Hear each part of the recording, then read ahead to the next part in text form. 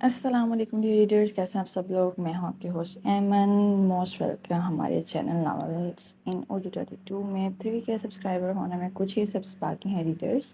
اس سے جلدی سے چینل سبسکرائب کر دیں، ویڈیو کو لائک کریں اور ایپیسوڈ پڑھ کر اپنی رائے کمنٹس میں ضرور دیں، کیونکہ ہمارے لیے بہت معنی رکھتی ہیں ان ریڈرز کا. میں دل سے شکر گزار ہوں جنہوں نے میری بات کا مان رکھتے ہوئے کل کے ایپیسوڈ پر کمنٹس کیے. لو یو آل، کیونکہ انہوں نے ہماری بات کا مان رکھا اور کمنٹس کیے اچھے. تو ہم آج بھی آپ سے یہ ایکسپیکٹ کر رہے ہیں کہ آپ لوگ ہماری بات مانیں گے اور اچھے کمنٹس کریں گے. تو کس نمبر 4 شروع کرتے ہیں. یوٹیوب اور فیس بک پر پوسٹ کرنے کی اجازت نہیں ہے، صرف ہمارے چینل پر پڑھنے کی اجازت ہے، اس لیے جلدی سے چینل سبسکرائب کر دیں. تو چلیں آج ہم ایپیسوڈ شروع کرتے ہیں. مجھے اپنی بیٹی پر اپنے آپ سے بھی زیادہ یقین ہے، اور رہی بات ساغم کی، وہ اپنی جان لینا پسند کرے گا لیکن اپنے گھر کی عزت کے ساتھ کھیلنا نہیں. یہ سب شگفتہ بیگم آپ اسے اپنی نظروں سے دور کرنے کے لیے کر رہی ہیں، یہ میں اچھے سے جانتا ہوں. آج آپ نے میری بیٹی پر اتنا بڑا الزام لگایا ہے، آئندہ مت لگائیے گا، ورنہ میں بھول جاؤں گا آپ میری محبوب بیوی ہیں. حلیم خان آگے بڑھ کر نعمت حلیم خان کو ساغم آتش خان زادہ سے دور کرتے ہوئے اپنی بیوی اور بڑی بیٹی کی طرف دیکھتے ہوئے پر یقین لہجے میں بولے، ڈیڈ، آپ آنکھوں دیکھی بات کو کیوں جھٹلا رہے ہیں؟ بلکہ آپ اس سے پوچھیے کہ کل رات ساغم اس کے روم میں کیا کر رہا تھا. حوریہ حلیم خان کی بات پر غصے سے بولی، حوریہ خان، تم اپنی لمٹ کراس کر رہی ہو، یہ مت بھولو.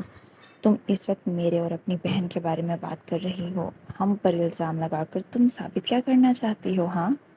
ساغم آتش خان زادہ اس کی بات پر اپنی گرے آنکھوں میں سرخی لیے بولا. تو اب آپ کو ساغم کا کریکٹر کیسا لگ رہا ہے؟ دبنگ سا یا نہیں؟ ہمیں کمنٹس میں لازمی بتائیں. میں کچھ ثابت نہیں کرنا چاہتی، میں بس تمہیں ہوش میں لانا چاہتی ہوں. ساغم آتش خان زادہ، یہ لڑکی جسے تم اپنا پیار دے رہے ہو، یہ تمہارے پیار کے قابل نہیں ہے.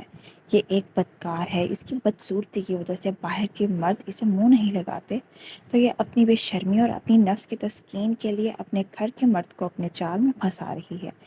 ہوش کے ناخن لو ساغم آتش خان زادہ، اس دھوکے باز لڑکی کے فریبی جال سے باہر نکلو. یہ تمہیں صرف استعمال کر رہی ہے، تمہاری ہمدردیوں کو یہ غلط طریقے سے استعمال کر رہی ہے. حوریہ نے ساغم کے قریب جا کر نعمت کو گھورتے ہوئے کہا. چٹاخ!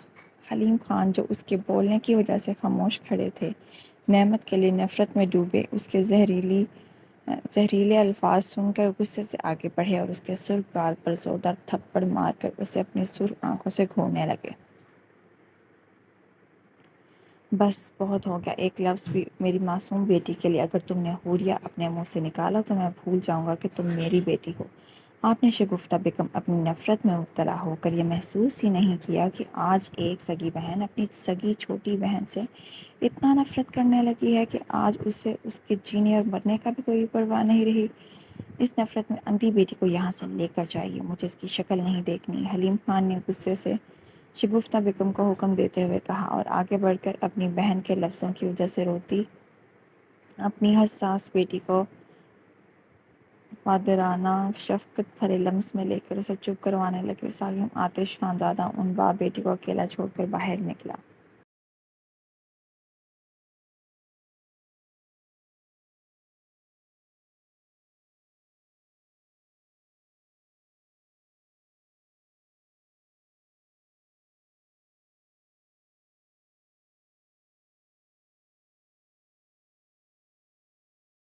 کیوں کیا تم نے ہمارا اتنا بڑا نقصان؟ اب کیسے بھرو گے تم اس نقصان کو؟ ہاں بولو. ساغم آتش خان زادہ اپنے ظالم باپ کی حویلی کے خفیہ طور پر بنائے اس ٹارچر سیل میں بغیر شرٹ کے ایک ٹیبل پر منہ کے بل لیٹا اپنے ظالم باپ کی مار ہمیشہ کی طرح چپ چاپ سہ رہا تھا. وہ بچپن سے اس کی غلطی ہونے یا نہ ہونے کی صورت اسے یہاں لا کر بری طرح سے تشدد کرتے تھے. وہ تشدد صرف اپنی محبوب بیوی کے مرنے کی وجہ سے اس پر کرتے تھے، کیونکہ جب ان کی بیوی کو پتہ چلا کہ ان کے شوہر نے چھپ چھپاتے دوسری شادی کی ہے، وہ بھی ایک طوائف سے، اور اب ان کی دوسری بیوی مر گئی ہے، تو وہ اپنے اس طوائف بیوی سے وہ بیٹے کو لے کر آ رہے ہیں، تب وہ دل برداشتہ ہو کر خالق حقیقی سے جا ملی. یہیں سے ساغم آتش خان زادہ کے برے دن شروع ہو گئے تھے. ایک تو تم ان پڑھ جاہل ہو، تمہیں میں اپنے کاروبار میں نہیں لا سکتا. اگر آج تم نے پڑھ لکھ کر ایک مقام بنایا ہوتا تو آج تم بھی سادان کی طرح اپنا وہ کام میرے دل میں بنا چکے ہوتے، لیکن نہیں، تمہیں تو اپنی بدماشی پیاری ہے، اپنا باپ کہاں پیارا ہے؟ اس کی سفید چوڑی پیٹھ پر زوردار ضرب لگاتے ہوئے انہوں نے کہا۔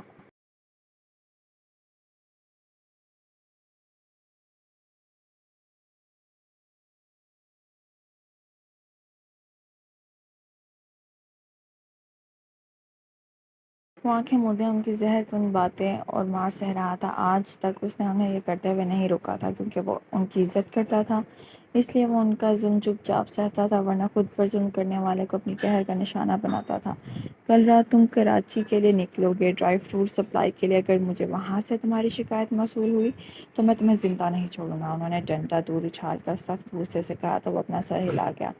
اتنی مار کھانے کی وجہ سے وہ ابھی تک اسی طرح پرسکونی سے آنکھیں موندے منہ کے بل لیٹا ہوا تھا۔ عالم خان اس کی بے نیازی پر اسے نفرت سے گھورتے ہوئے وہاں سے نکل گئے۔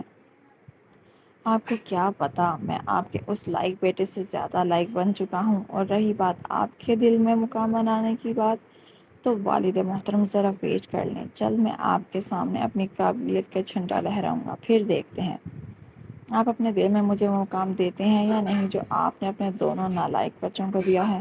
ان کے جاتے ہی اچانک سے ساغر آتش خان زادہ نے اپنی سرخ گرے آنکھیں کھول کر طنزیہ ہنسی ہنستے ہوئے کہہ کر اس جانب دیکھا جہاں سے وہ ابھی گئے تھے۔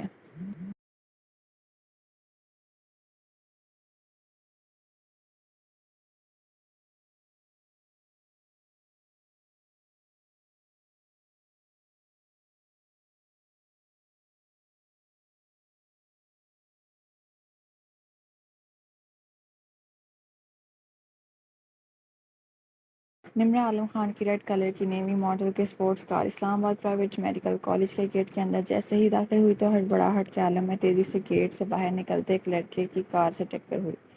ہاؤ ڈیئر یو، تمہاری ہمت کیسے ہوئی میری برانڈ نیو قیمتی کار کو ٹچ کرنے کی؟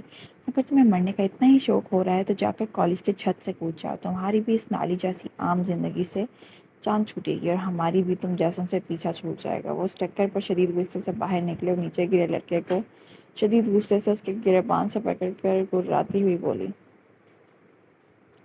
لڑکی زبان سنبھال کر بات کرو، میں غریب ضرور ہوں لیکن تم جیسے امیروں کے آگے بھیک مانگ کر اپنا پیٹ نہیں پالتا، اپنی محنت سے کما کر دو وقت کی روٹی کھاتا ہوں، اور تم جیسے امیروں کو آخر گھمنڈ کس بات کا ہے؟ آخر میں تو ہم جیسوں کی طرح تم لوگوں کو بھی قبر میں ہی جانا ہے، اور پتہ ہے ابھی تم لوگ جو اپنی اے سی کی کولنگ والے کمروں میں آرام سے ٹھاٹھ سے رہ رہے ہو، تب کیا کرو گے جب تم لوگوں کے گناہ زیادہ ہوں گے اور قبر میں تم لوگوں کے اوپر عذاب نازل کیا جائے گا؟ خود کو کیسے بچاؤ گے اس عذاب سے؟ وہاں تم لوگوں کی امیری، پیسہ، جائیداد کسی کام کا نہیں رہے گا، وہاں صرف ہمارے اچھے اعمال ہمارے کام آئیں گے۔ میری مانو، اپنا گناہ کم کر کے اپنی آخرت کو سنبھالو، اس طرح تم لوگ بھی پرسکون رہو گے اور ہم جیسے غریب طبقے کو بھی سکون سے رہنے دو گے۔ وہ لڑکا جو پہلے سے ہی پریشانی میں تھا، سامنے قیمتی شارٹ بلیک اسکرٹ میں اس کے غصے کو ہوا دے گئی تھی۔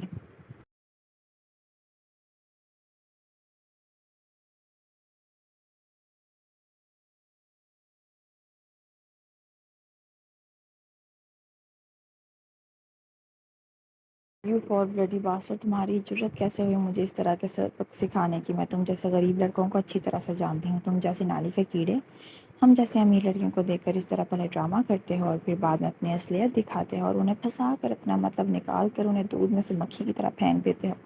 لیکن مسٹر، میں نمرہ عالم خان ہوں، تم جیسوں کو سبق سکھانا اچھے سے جانتی ہوں، نمرہ عالم خان نے کہہ کر اس لمبے چوڑے انسان کو دھکا دیتے ہوئے کہا، مگر وہ اس کے دھکا دینے کی وجہ سے صرف تھوڑا سا ہلا، لیکن اپنی جگہ سے ایک انچ بھی نہیں ہلا۔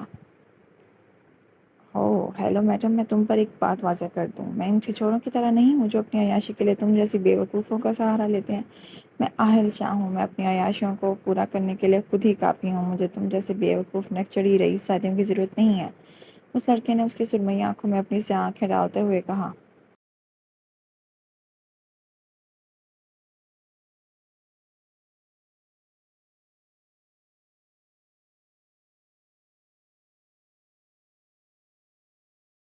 آہل، تم ابھی تک گئے نہیں ہو، مجاہد کا بڑا بھائی تمہارا ہاسپٹل میں انتظار کر رہا ہے، اگر تمہیں اپنے گھر راشن کے لیے پیسے چاہیے یار تو جلدی سے جا کر مجاہد کو فون دو، بدلے میں اس کا بھائی تمہیں منہ مانگی قیمت دے گا۔ وہ کالج کے گیٹ کے بیچوں بیچ کھڑے ایک دوسرے کو غصے سے دیکھ رہے تھے کہ کسی نے وہاں آ کر آہل شاہ سے کہا، جس کے گھر میں آج کل فاقوں کا راج تھا۔ 3 ماہ پہلے ایسی حالات کا سامنا انہیں نہیں کرنا پڑا تھا۔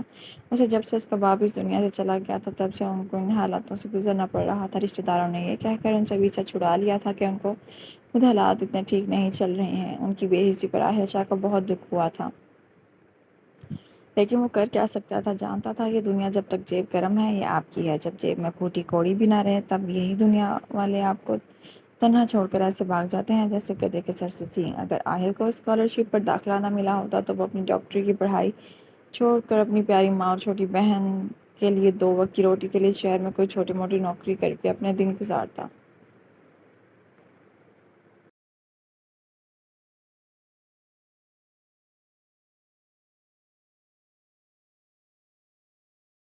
جب مجاہد، جو اس کالج کے ڈونر کا بیٹا تھا، اس وقت اس کے سیریس ایکسیڈنٹ کی وجہ سے حالت کرٹیکل تھی، اسے او گروپ خون کی اشد ضرورت تھی، تب اسے پتہ چلا کہ اس کا بھائی پیسوں کے بدلے کسی سے خون لینا چاہتا ہے۔ تب اس نے اسے فون کر کے اپنے گروپ کا بتایا تو اس کے بھائی نے اسے جلد ہاسپٹل پہنچنے کا کہا، تو وہ تیزی سے کالج سے باہر نکلنے کے لیے بھاگا، لیکن راستے میں اس کی ٹکر نمرہ عالم خان سے ہو گئی۔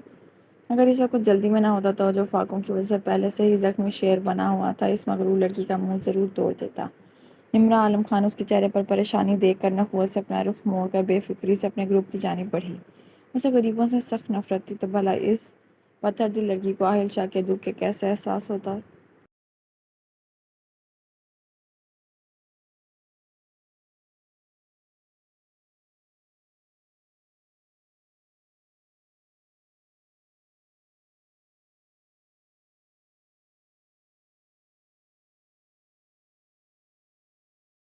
کل حوریہ کی بات، اس کے الزام کی وجہ سے ساری رات سوچنے کے بعد جب فجر کے وقت ساگم آتش خانزادہ ایک فیصلے پر پہنچا تو اپنا رخ اس نے اس دشمن جاں کے روم کی جانب کیا اور اسے زبردستی کھینچ کر وہ اسے مسجد میں لے کر آ گیا۔ وہ جانتا تھا، وہ اچھے سے جانتا تھا کہ اس کی تائی اور اس کی بیٹی مل کر اس معصوم لڑکی کے ساتھ بہت کچھ ضرور غلط کریں گے۔ کراچی جانے کے بعد وہ جانے سے پہلے کچھ کر کے جانا چاہتا تھا۔ خانہ، آپ مجھے مسجد کیوں لائے ہیں؟ نعمت حلیم خان نے پھٹی آنکھوں سے مسجد کے صحن میں کھڑے ہو کر ساغم آتش خانزادہ سے پوچھا۔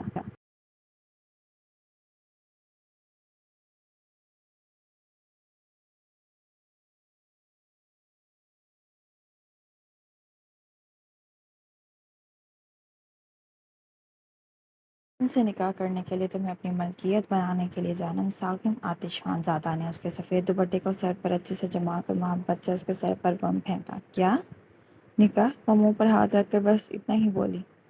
ہاں جانم، نکاح میں نہیں چاہتا حوریہ کی طرح کوئی میری پاکیزہ محبت پر انگلیاں اٹھائے۔ کل تو میں نے صرف چاچا اور تمہاری وجہ سے برداشت کیا تھا، ورنہ اس وقت میرا دل چاہ رہا تھا کہ حوریہ خان کی جان لے لوں، جس نے میری معصوم محبت کو بدصورت کہا، مجھ پر الزام لگایا۔ میں اپنے باپ کی نفرت برداشت کر سکتا ہوں مگر تمہاری بے عزتی نہیں جانا۔ وہ اس کے گرد اپنی بلیک شال اڑا کر جنونیت سے بولا۔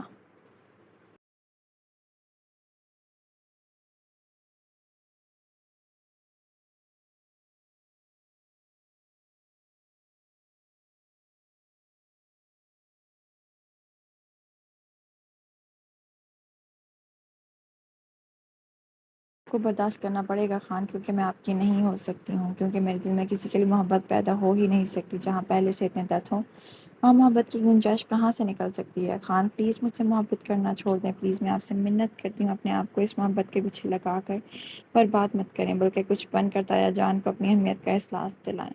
وہ یکدم سے اپنے سامنے ہاتھ اور ضدی سربراہ عاشق کے آگے ہاتھ جوڑ کر بولی۔ میں ان دردوں کا علاج کرنا اچھے سے جانتا ہوں اور میں نکالوں گا گنجائش تمہارے دل میں اپنی محبت کے لیے جانم، بس تمہارا میرا ساتھ دینا ضروری ہوگا۔ کیا تم دو گی میرا ساتھ مجھ سے نکاح کر کے؟ ساغم آتش خان زادہ نے اپنی چوڑی ہتھیلی اس کے آگے کرتے ہوئے اسے دیکھا، جو سفید چادر نما دوپٹے اچھے سے اوڑھے کندھوں پر اس کا مردانہ شال لیے حسین لڑکیوں کو بھی مات دے رہی تھی۔ ساغم آتش خان زادہ اس کی پاکیزہ معصوم حسن پر، جو صرف اس کی آنکھوں میں تھا، ساری دنیا والوں کے لیے وہ صرف ایک عام شکل و صورت کی لڑکی تھی۔ اگر دنیا والوں نے ساغم آتش خان زادہ کی نظروں میں اس عام لڑکی کا عکس دیکھا نا، تو وہ بھی اس معصوم پاکیزہ حسن کو دیکھ کر ضرور میسمرائز ہو جاتے۔ کیا نعمت نکاح کے لیے مان جائے گی یا نہیں؟ جاننے کے لیے اگلے ایپیسوڈ کا ویٹ کریں۔ تب تک آپ ہمارے چینل کو سبسکرائب کر سکتے ہیں، ویڈیو کو لائک کر سکتے ہیں، چینل کو شیئر کر سکتے ہیں، اپنی فرینڈس کے ساتھ اچھے اچھے کمنٹس کر سکتے ہیں۔ تاکہ ہم آپ کو لانگ ایپیسوڈ دیں، کیونکہ جتنے اچھے آپ کے زیادہ کمنٹس ہوں گے اتنی آپ کو لانگ ایپیسوڈ ملے گی اور ڈیلی ملے گی۔ اب تک کے لیے اتنا ہی، چینل سبسکرائب کر دیجیے گا۔ اللہ حافظ۔